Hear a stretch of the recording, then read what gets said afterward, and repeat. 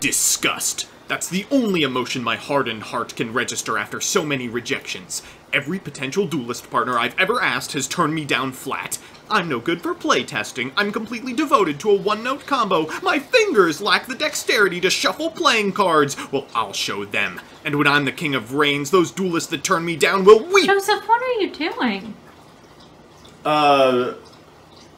Homework. Sorry, what was I saying? I lost my train of thought. Anyway, thank you for reading this, Reddit. Upvotes to the left. Good afternoon, Jank enthusiasts. I'm MBT, and this is 10-minute testing. While you were partying, I studied the Sunseed. While you were having premarital sex, I mastered the Extra Link. While you wasted your days at the gym in pursuit of vanity, I cultivated, cultivations. And now that the format is on fire and Dragon Link is at the gate, you have the audacity to come to me for help?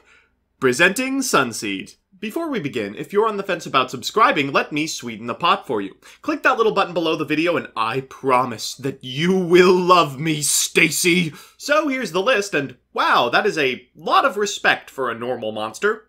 As always, I'll give you a background about the archetype, a little bit of a discussion about what I hope the deck can do, and of course, the card by card.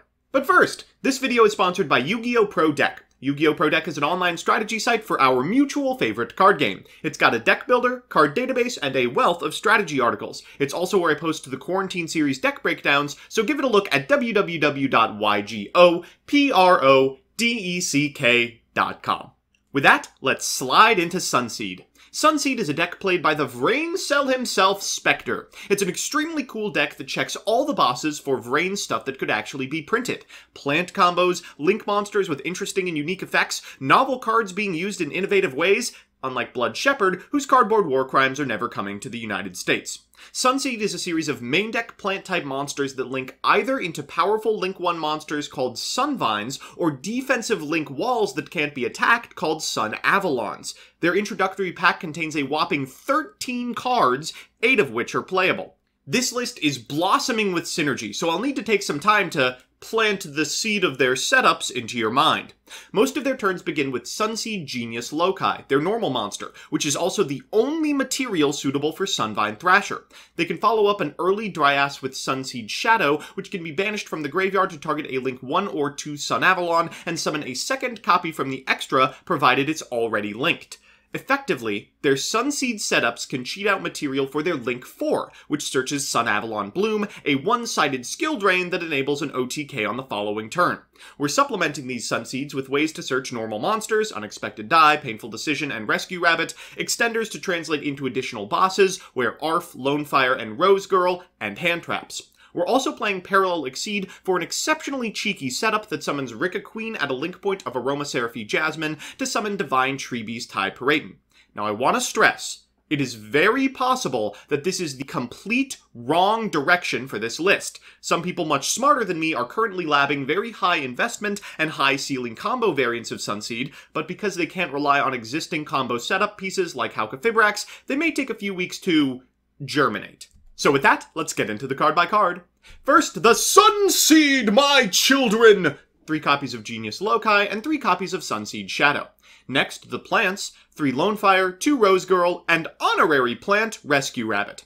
Finally, our extender in Exceed and our hand traps, 3 Ash Blossom and the Gamma Boys. For spells and traps, we're on 3 Die, 3 Choice, 3 Arf, which hilariously will trigger a Dryas at end step, 2 Shrine, it's searchable but you really want the extra card, a 1-for-1, 3 Infip, and a Bloom.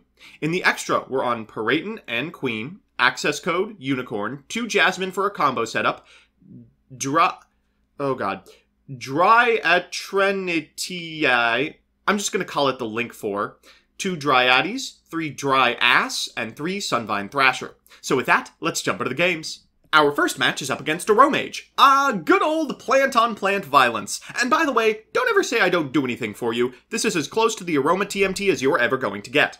Our opponent's going to lead with a copy of Terraforming. They're going to add an Aroma Garden to hand. They'll activate that and then normal summon a Rosemary, triggering my Fight or Flight from Duel Links. They'll gain 500 life points and switch that Rosemary to defense position, a mandatory effect, by the way, before special summoning Laurel and link summoning Jasmine. They're going to trigger the effect of Jasmine as Laurel gains them life points, getting an Angelica to hand and setting a copy of Dried Winds. Okay. Okay, we're going to lead with an unexpected die. They'll flip the Dried Winds, cats out of the bag, as we go into Genius Loci. We'll link summon a copy of Dryas, which enables a special summon of the Rose Girl from our hand, and an add of Sunvine Shrine. From here we can activate Sunvine Shrine, to which our opponent will activate Angelica, triggering the effect of both Jasmine and Dried Winds, popping our Dryas. No big deal, as long as we have Shrine, we can pop off. We'll activate Shrine to bring back this Genius Loci, and what do you know, since we have a level 1 monster on our side of the field, we can wear Arthau for a Sunseed Shadow, which is both an extender on the field and in the graveyard. We'll activate its graveyard effect, summoning a Dryades from our extra to go into the Link 4, whose effect we will activate to get a Bloom. From here we can normal summon, hadn't normaled by the way, our additional copy of Genius Loci, before going into 2 copies of Sunvine Thrasher. Now Thrasher is a Goyo Guardian, it can steal what it destroys by battle, but unfortunately we can't destroy Jasmine by battle until our opponent has fewer life points than us. In main phase 2 we'll go into our own Link 2 so we can pop 2 of our opponent's monsters with the effect of our Link 4. We'll take 2,000 at end step and pass turn. They'll lead with a copy of Lonefire Blossom, which will turn into a Marjoram. They'll trigger the effect of Angelica in graveyard and special summon it, at which point they'll activate the effect of Aroma Garden as well. They'll activate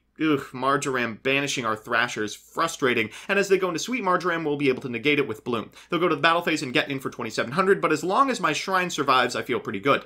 It does, and we draw a Shadow off the top. We'll activate Shrine's effect to bring back the Genius Loci. We'll also activate Rose Girl's graveyard effect so we can special summon this copy of Shadow and normal summon the Rose Girl, making a Thrasher and additional extenders. That Thrasher is going to be at 4k, and we'll make the Link 2 as well. We'll go to the battle phase and walk over this copy of Sweet Marjoram. We'll take it with Thrasher, but they get a Marjoram to their side of the field as their monster is destroyed by battle. We can use the attack that we gain off of the Sweet Marjoram to get over their monster, and then get in for a fair amount of damage with Bloom, but we're still slightly under our opponent. That turns out to be a good thing, because off the top they draw an Aroma Gardening. Of course, we could have just popped it with our Link 4, but now we don't have to. We can activate the graveyard effect of Rose Girl, summon her, and then proceed to battle phase, activating Bloom and damage step to do 62. So it's time for game 2. We are moving ever so slightly up on the ladder of playability, now on Plunder Patrol, playing Dark World Reinforcements main, eh? This deck is really hurting for playables. They're going to lead with a copy of Terraforming, 2 opponents in a row, huh? They'll go for a Shipyard and activate Shipyard's effect, pitching Whitebeard. I think pretty much every scenario in which we lose involves getting a Golden Hair into rotation, so we'll negate that with a Gamma before they normal summon a Redbeard. From here, they'll activate Reinforcements, coming in clutch, I suppose. To link summon a copy of Blackbeard, they'll trigger the graveyard effect of Redbeard, set a booty, and pass turn. Alright, well, if they draw Plunder Patrol off the top, we might have a problem, otherwise we're fine. We'll go into a Genius Loci and a Dryas. We'll activate Dryas's effect. They'll activate Booty, declaring Light, so it's going to be a list this game. They'll bring back the Whitebeard. We're going to get a Sunvine Shrine. We'll activate Sunvine Shrine. They'll activate Whitebeard for a list. And then as we activate Sunvine Shrine, moment of truth, what are they ripping off the top? Of course it's a Plunder Patrol. Fine. We'll go into double Genius Loci and then activate the effect of Shadow. They'll negate this. Ooh, probably should have waited for the graveyard effect, which we'll activate now to get a second copy of Dryades from our extra. From here we can go to the Link 4 and activate the Link 4's effect in order to add a Bloom to hand. We'll go into a Sunvine Thrasher, but we are plant locked for the remainder of the turn, so we aren't going to be able to Goyo Guardian this list. We'll go to main phase 2 and activate the effect of our Link 4. It doesn't target, so they have to reactively list, otherwise we're going to be able to eat the list and its equipped card, and Booty will die at end step. They'll go into a Whitebeard in their main phase 1 and get another copy of Booty, set it, and pass turn. We draw a copy of Unexpected Die, pretty useless at this point. We'll activate Sunvine Shrine. Any position in which we are able to resolve Sunvine Shrine twice, we are always winning. Our opponent's going to go for the effect of Blackbeard. We'll activate Bloom. They'll activate Whitebeard to go into Mowork, but at resolution, everything will be negated. We'll go into Dryas and summon a second one with this graveyard effect of Shadow before going into Dryades, which can trigger its effect twice per turn to cheat out a monster from the extra deck if we take damage. We'll go into Thrasher and walk over the list, which is the only thing I'm really concerned about. We'll activate Dryades' effect again to go into another copy of Thrasher and eat over the Mowork as well. All they're left with is a permanently negated copy of Blackbeard. Except they draw a Pot of Desires off the top of the deck. Okay, fine, whatever. They'll activate Booty, targeting our copy of Thrasher. From here, they can bring back this copy of Whitebeard and then go into a Unicorn, shuffling back the Bloom. That's a bit of a problem. They're then going to get a Golden Hair into rotation, finally, before going into a Blackbeard again, bringing back the Golden Hair and activating Blackbeard, targeting the Golden Hair to go into Bran. Unfortunately, they don't really have a profitable attack. 4,000 is a big number. We'll activate the effect of our Link 4, eat the Bran, and this should be the end of the game if we are allowed to steal the monster and get in for lethal. So it's time for game 3, and you know what that means, a best of 3 versus meta. While I'm happy our opponent isn't playing Dragon Link or Infernoble Knight, I can't be too satisfied staring down dinosaurs. We're going first, and I hate Rescue Rabbit opens for this reason. They are so susceptible to hand traps. We'll activate Rescue Rabbit, get ashed, and pass turn. Our opponent's going to lead with a copy of Pot of Extravagance. I can't be too mad, they have 2 in the opener. They'll activate Lost World and Miscellaneousaurus, while Lost World off the pickup, and then Miscellaneousaurus for 1 to summon a copy of Animadorned Archosaur from deck. They'll trigger the effect of Lost World and Animadorned Archosaur in sequence so they can pop this copy of Baby Xerosaurus and activate its effect to summon a copy of Soul Eating Oviraptor from deck. They'll activate Oviraptor's effect, adding a Petite Pteranodon to hand. Oh, they hadn't even normaled. Okay, they'll activate this copy of Oviraptor, cycling the Petit Pteranodon for the Baby Ceratosaurus and summoning a Giant Rex from deck. They'll go from Link Haribo into Reproducus so they can activate the double evolution pill in their hand for an Ultimate Conductor Tyranno, bringing back the Giant Rex and activating the effect of Reproducus. Wow, they're really on the Simorg, huh? From here, they'll go to the battle phase, protecting their token in order to send another copy of Baby Ceratosaurus and a Miscellaneous Source to their side of the field. They're getting in for, I think, actually slightly under lethal. Okay, we might be able to do this. They'll overlay for a Dolka, set one card, and pass turn, going into an Apex Avian at end step. For turn, we draw a copy of... Well, that's a little too late. We'll normal summon a copy of Loci and go into a Dryas. We'll activate Dryas, they'll Dolka, we'll infit the Dolka, and they'll Apex Avian. Okay, let's go to game 2. So it's time for game 2, and... Okay, I know this hand looks weak, but it's actually deceptively strong.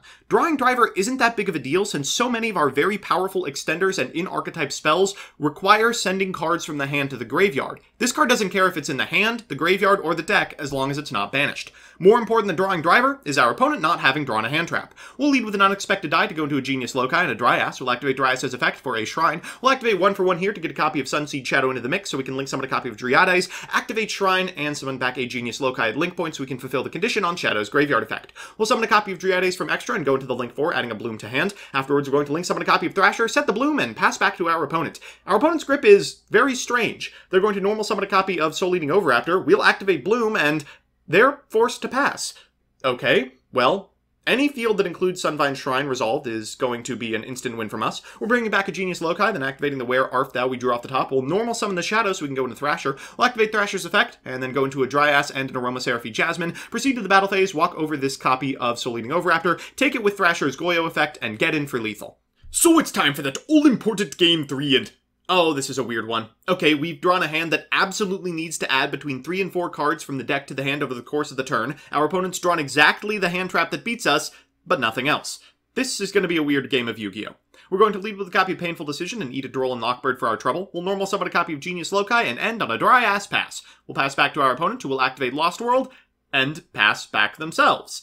Yu-Gi-Oh, ladies and gentlemen. Okay, Exceed kind of unlocks our hand. We're going to go for a Where Art Thou to get a Shadow to hand. Our opponent will Droll and Lockbird, but we can still kind of make things work. We'll special summon this Shadow and go into Jasmine, so we can special summon the Exceed from hand and one from deck as well. After that, we're going to overlay for a copy of Rika Queen, then tribute it via Aromaseraphy Jasmine's effect to go into a Lone Fire Blossom. This will trigger the graveyard effect of the Queen and give us a High Paraton. We'll go ahead and activate the effect of Lone Fire Blossom for a Rose Girl, and then link summon a copy of Dryades and Thrasher. We'll activate the graveyard effect of Shadow, targeting the Dryades to get the second one from our extra, before activating the graveyard effect of Rose Girl and link summoning the Link 4. We'll go for a 1-for-1, pitching the Rose Girl for another Shadow before activating the Link 4's effect to destroy Lost World and going into Dryas. That way, at end step, when the effect of Where Art Thou resolves, we can activate Dryas, getting a Thrasher with an actual substantial attack point value.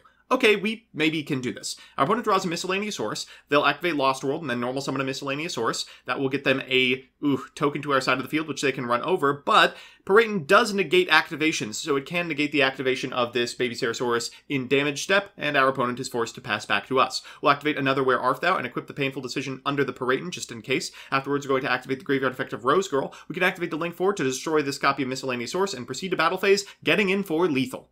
So we're back with the deck, and I knew it! I knew it was Tier 0! I bet you feel like a jerk now for rejecting me, Veronica! Anyway, let's do the pros and cons. First to the pros. 1, it's consistent. We're maybe playing too many ways to get to the normal monster, but the entire line is accessible from a single seed, and you've got a million ways to get all the pieces. 2, Thrasher is a house. It's a huge Goyo Guardian, and it's so low investment you can easily throw a couple out over the course of a combo. And 3, Bloom is a card that many archetypes are just wholly unequipped to deal with. It's a real specific piece of negation.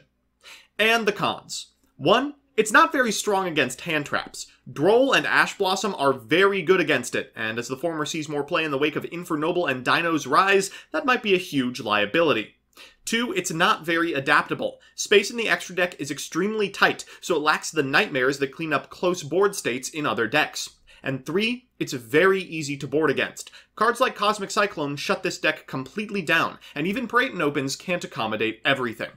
All in all, this deck is likely not going to blossom much further than a rogue contender, but if you put in the work, I'm sure you might get a pity win.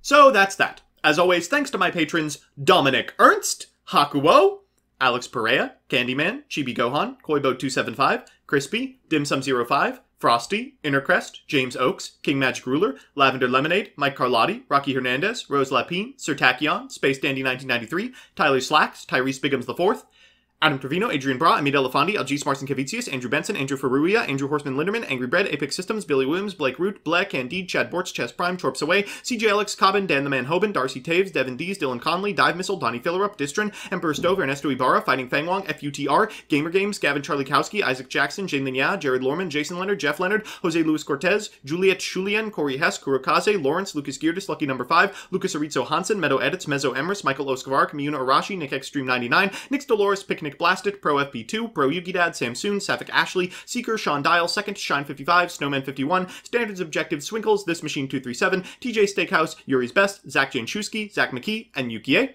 If you like what you see, please consider subscribing. And if you want to be part of the process, consider following me on Twitch as well. See you next time.